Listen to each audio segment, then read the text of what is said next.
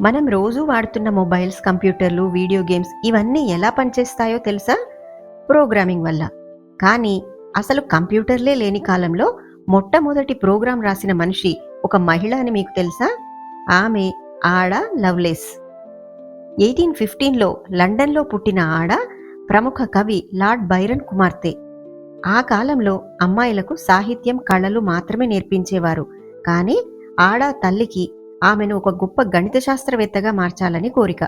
అందుకే ఆమెకు చిన్నప్పటి నుంచి మ్యాథ్స్, సైన్స్ మీద ఆసక్తి కలిగేలా చదివించారు. ఆడాకు చార్లెస్ బాబేజ్ అనే గొప్ప మేధావితో స్నేహం కుదిరింది. ఆయన్ని కంప్యూటర్ పితామహుడు అని పిలుస్తారు. ఆయన ఒక పెద్ద మెకానికల్ కంప్యూటర్ని డిజైన్ చేస్తున్నారు. ఆ మెషిన్ ప్లాన్లు చూసిన ఆడ ఇది కేవలం లెక్కలు చేయడమే కాదు, సంగీతాన్ని, చిత్రాలను కూడా క్రియేట్ చేయగలదని ఊహించారు.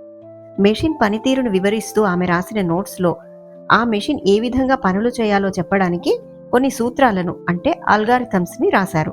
అదే ప్రపంచంలో మొట్టమొదటి కంప్యూటర్ ప్రోగ్రామ్. కంప్యూటర్లు ఇంకా పుట్టక ముందే వాటికి ఏం చేయాలో చెప్పిన ఈమెను ప్రపంచపు మొట్టమొదటి కంప్యూటర్ ప్రోగ్రామర్గా చరిత్ర గుర్తించింది.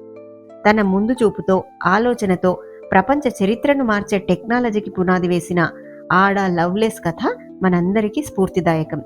అమ్మాయిలు కూడా సైన్స్ మరియు టెక్నాలజీలో అద్భుతాలు చేయగలరని ఆమె నిరూపించారు. ఇలాంటి మరిన్ని ఇంట్రెస్టింగ్ విషయాల కోసం నా ఛానల్ని సబ్స్క్రైబ్ చేసుకోండి. Thank you.